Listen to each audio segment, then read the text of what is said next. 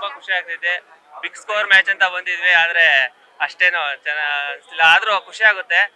But ಇನ್ನು ಒಂದು 200 above ದಾಟಿದ್ರೆ ಸ್ವಲ್ಪ ಚೇಸಿಂಗ್ ಸ್ವಲ್ಪ ಇಂಟ್ರೆಸ್ಟಿಂಗ್ ಆಗಿರೋದು. ಬಟ್ ನಡೆಯುತ್ತೆ. ಅದೇ ಬಿಗ್ ಸ್ಕೋರ್ ಇರ್ಬೇಕಾಗಿತ್ತು, ಅವಾಗ ಚೇಸಿಂಗ್ ಅಲ್ಲಿ ಸ್ವಲ್ಪ ಮಜಾ ಇರೋದು.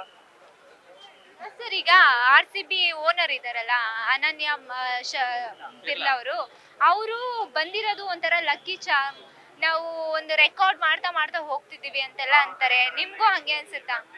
ಇಲ್ಲ, ಅವ್ರ ಮೇಲೆ ಏನ್ ಹೇಳಕ್ಕಾಗಲ್ಲ, ನಮ್ ಪ್ಲೇಯರ್ಸ್ ಮೇಲೆ ಅವ್ರು ಚೆನ್ನಾಗ್ ಆಡ್ತಿದಾರೆ, ಹಂಗಾಗಿ ಗೆಲ್ತಾ ಇದೀವಿ ಅಷ್ಟೇ. ಅದು ಬಿಟ್ರೆ ಲಕ್ಕಿ ಚಾಮ್ ಏನಿಲ್ಲ. ಹೋದ ವರ್ಷ ಅವ್ರು ಇರ್ಲಿಲ್ಲ, ಆದ್ರೂ ಕಪ್ ಗೆಲ್ಲಿಲ್ವಾ ಅಷ್ಟೇ.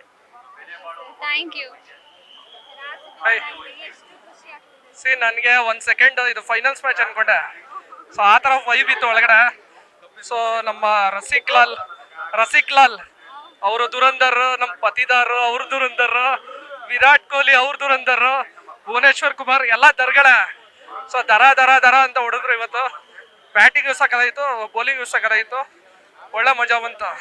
ಮೊಗಂಬ ಕುಶುವ RCB.